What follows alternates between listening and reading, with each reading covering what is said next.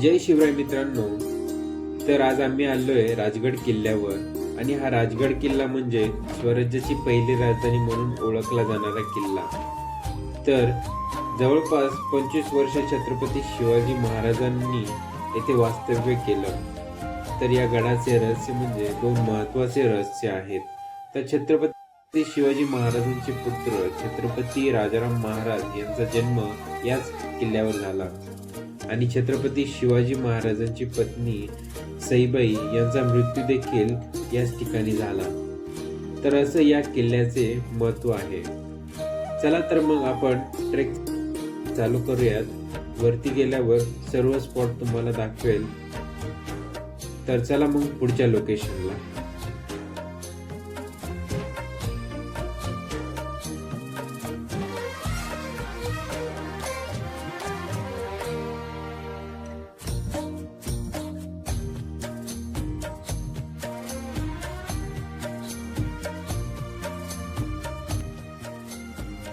चालता चालता या राजगडावर कसं पोहोचायचं याबद्दल माहिती मी थोडक्यात सांगतो. तर येथे पोहोचण्यासाठी दोन प्रमुख मार्ग आहेत. ते म्हणजे एक गुंजवणे आणि दुसरं म्हणजे पाली. तर हे पाली जे विलेज आहे जे वेल्हेपासून अगदी जवळ आहे. तर सगळ्यात सोपा आणि उत्तम पर्याय मार्ग म्हणून पाली दरवाजाला किंवा पाली विलेजला निवडलं जातं. तर आपण सुद्धा या पाली दरवाजाच्या मार्गाने चाललेलो आहे.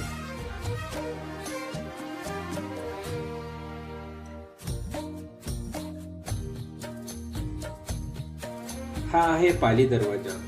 पाली दरवाजा हा राजगड किल्ल्याचा एक प्रमुख प्रवेशद्वार तसेच पद्मावती माचीवर पोहोचण्याचा एक प्रमुख मार्ग म्हणून ओळखला जायचा. या पाली दरवाजाची रचना अशा प्रकारे केली आहे जेणे की शत्रूवर हल्ला करणे किंवा किल्ल्याचे संरक्षण करणे अगदी सोपे व्हायचे.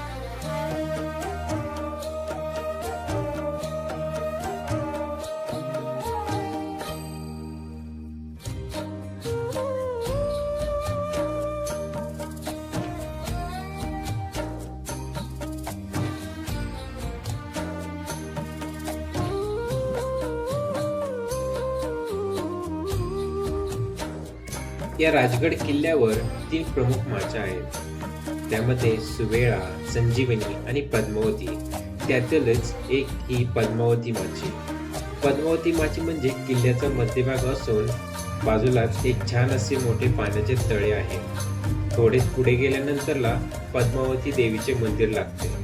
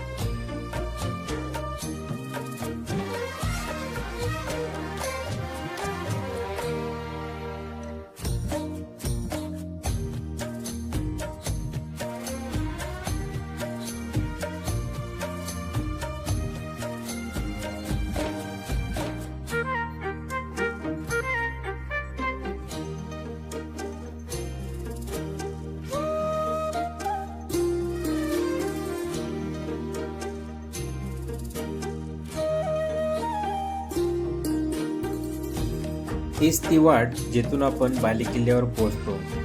बालेकिल्ल्यावर पोहोचल्यानंतरला इथे 2 तळे लागतात. त्या तळ्यांना चंद्रकोर तळे असे नाव दिलेले आहे.